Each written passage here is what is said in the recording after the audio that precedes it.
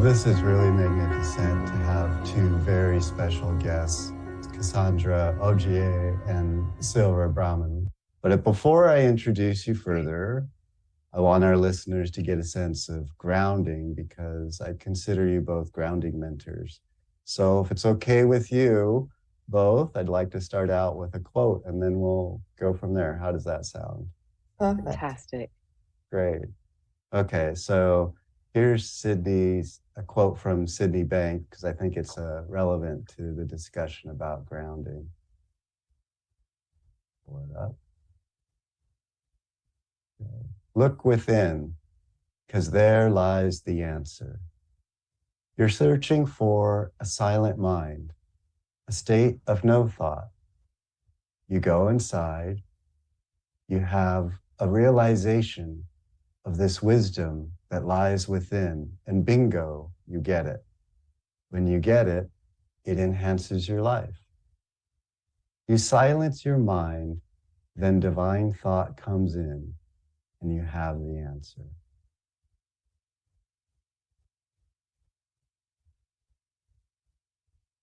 So simple. It's simple and it's powerful because it takes a while to grasp. And three principal practitioners are unlike any other modality because we aren't striving to grasp something intellectually. In fact, we're trying to let the intellectual part of us just drift to where it needs to be, while the wisdom within takes the lead. And indeed. Yeah. I mean, in other words, we already have it. Everybody already has what they're looking for. But until you really, really see the truth in that, then we're all looking to the outside to find something that we already have.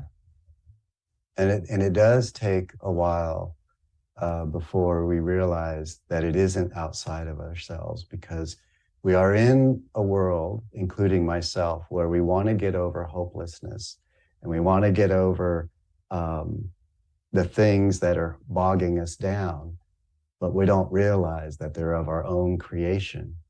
And it's just it's like looking behind the mirror kind of a thing. And it's never something we could see with our eyes.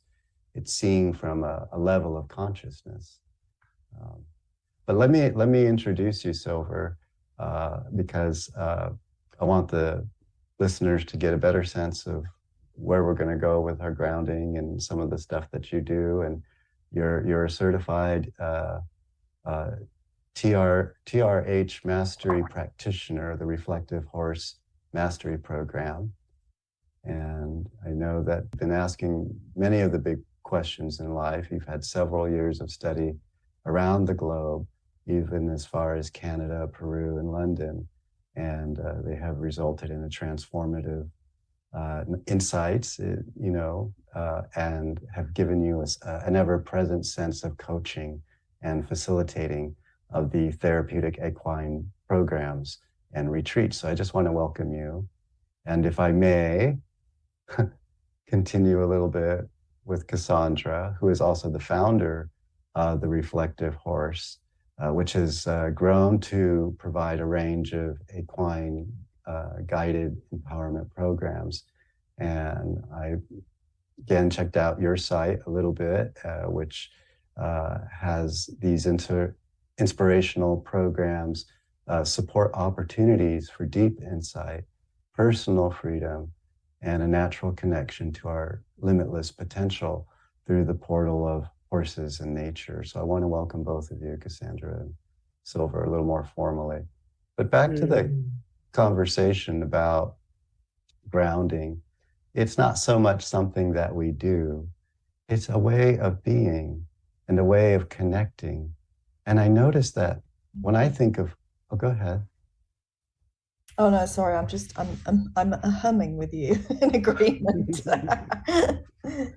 Because when I was thinking about horses and the energy that they have, it reminded me. Now, everyone has a different idea about, the equestrian field. But when I think of it, and I come close to a horse, it's like being close to a being of wisdom, because they've retained that wisdom that we were born into, that childhood wisdom that we had. And then all the layers of life start to pile up. And that there's a point in which it's almost as if our wisdom is severed. And we don't even believe that we have it. But when we see a horse and we touch a horse or even just look at one, I get this sense that they're in that wisdom, that childhood wisdom, that natural, pure state. And then somehow that creature being in that pure state, that pureness in me starts to enliven and rise to the surface. And then my intellect calms down. And I just wanted to share that piece with you. I don't work with horses, but you do. And I know that with some of the retreats and sessions that you offer, folks get a chance to connect to nature in a unique way and ground in a unique way without so much of a classical counseling sort of process. Would you, either of you, want to say a little more about your process or how that sounded? Shall I go, Silva? Yeah, go for it. Yeah, I mean, I think that that's absolutely true. It brings us into grounding when we're drawn into our intellect so often and so heavily. So it's almost like there is something to be present to, and there is something, a being to be with, and they're reminding us of that all of the time. So that, as you said, you know, they exist in that realm of wisdom and not intellect, and they're responsive, and they're communicating all the time. And just being around them brings us into the present moment, not only because they're large animals and you know, we're needing to be in our bodies and feeling grounded to be around them, but Silva and I tend to work with free roaming horses. So because they aren't there are no ropes and no halters and no techniques, it requires us to be in that grounding, and we do somatic exercises in the body as opposed to the mind, to help people to actually become present and be safe around the horses. So it's not like we're just asking you, oh, you know, clear your mind, or we need to meditate, or anything prescriptive. It's like we have this being there, and our natural wisdom, our natural intuition is to want to be present. So we have this great allyship, or, you know, the horses really help us to bring people back into that innate grounding that is already there, as Silva said. It's just this reminder of how we're going to get back there.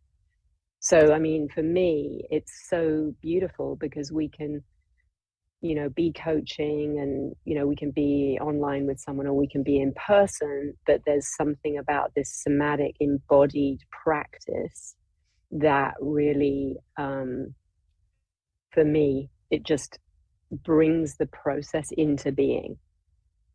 So there are spaces where the mind is not thinking, and we get really aware of when we are in our thinking and when we are present, because the horses aren't really responding well to our thinking. They're responding to our presence. So I think I'll stop there, because it's a lot to kind of like take in, you know. But it flows really well because it's very central to what we're talking about, and grounding, and how it's not a particular place or location, it's a feeling. And the feeling is buoyancy, and it has its own way of traveling in us, out of us, through us, And it's interactive because there is I guess I would say, a connection to nature. And so when I think of horses, I think of nature. And it's very different than, say, a traditional or classical therapy, right? Because this is therapeutic, it's not therapy. And in therapy, there are techniques, and there is some sort of verbal instruction and direction about how to connect with our wisdom. And myself and Silver, we're talking a little bit about this. So we're not even trying to tell anybody or teach anything.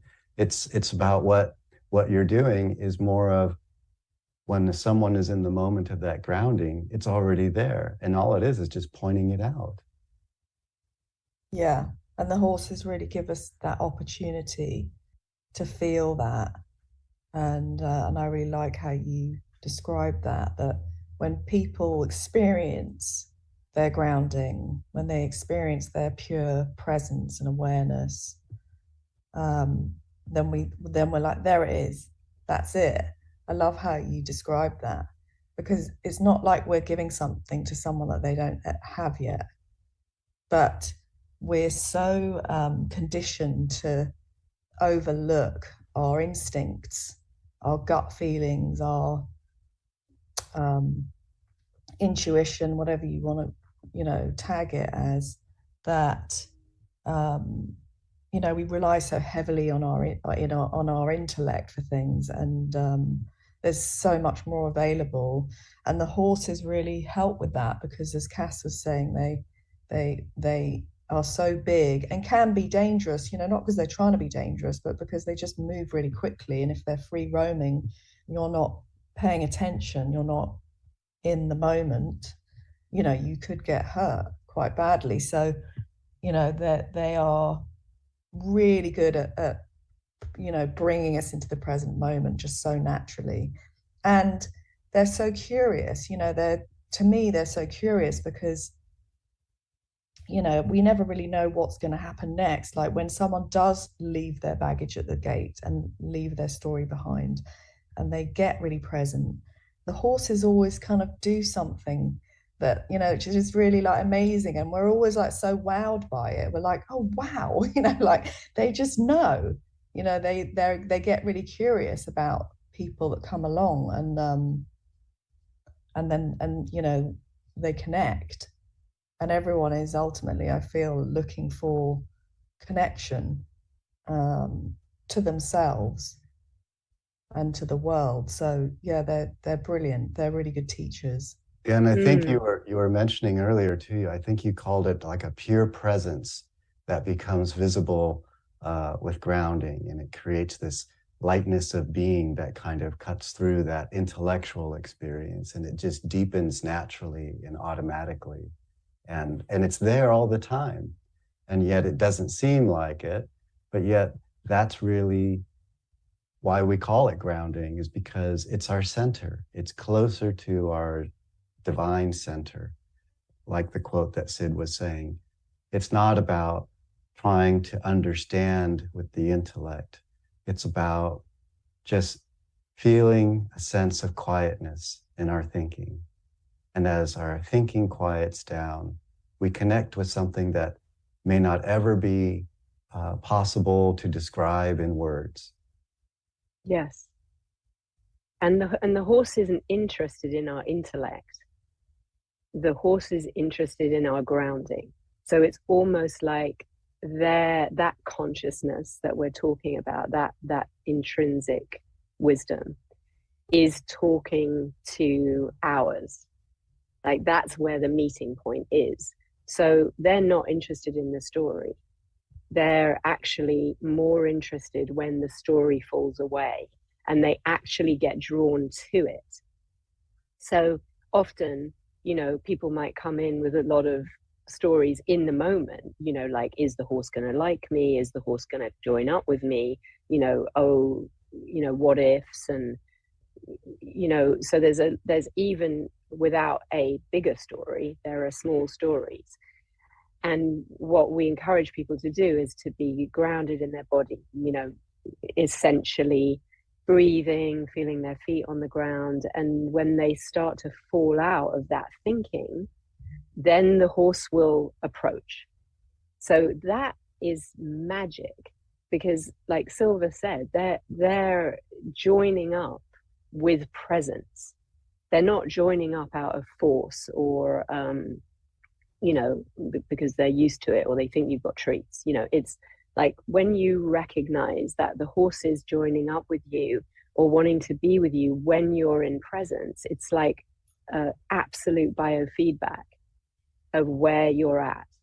And then you might have a thought and the horse may very well move away. So it's like an outer representation, a reflection, that's, the reflective horse of when we are in that presence and grounding. And it's very noticeable to each person. They're like, oh, wow, I just went straight up into my thinking. So there's a definite awareness. The awareness, I believe, is really heightened for people. And then they can come back to that grounding and really recognize what feels like grounding, where I'm at, how my body is, how I feel in my body, without anybody telling us. Or, we, like Silva said, we might say like, there it is, but really the horse is the one who's saying there it is. And that is the recognition that people have. So it's not, we're really just facilitating and holding the space for those insights to arise, because they are mirrors. It's like mirror neurons. When we're there, they're there with us. So like if we're really anxious, then the horse will feel anxious too, they do kind of, because they're such herd animals, they really vibe off each other and the people around them. So that's an example of the mirroring. And our anxiety could be just something that is what we're thinking about in the past, because usually all anxiety and depression and all of these kinds of things we call symptoms are due to how we've made associations and our programming and our thinking about life. And we could be next to, a magnificent animal and they're present. And if they notice us getting anxious because of the past, to them, it's not the past. To them, it's like, well, this is a signal that something's happening right now. And so again, it's that innocence, that complete and total presence, that they're acknowledging everything as if it's happening now. But yet we have a tendency to acknowledge the past and exhume it into the present and take away the beauty and the divine nature of every moment and cover it up. And we don't even realize or notice that we're doing it. I do it all the time. And at the same time, with my understanding of the three principles, it's allowed me to let it go more easily. And it's allowed me to let it just sit and chill more easily, because there really isn't anything I have to do about it. It's about noticing and being able to use awareness on a very different level, because it's not awareness to identify and catalog. It's awareness to recognize that the function of thought is happening every moment, and this is what it's producing in this moment. And that's pretty much all it is. Mm-hmm. Yeah. Yeah. And I used a word the other day, it just popped out, and it was cultivating.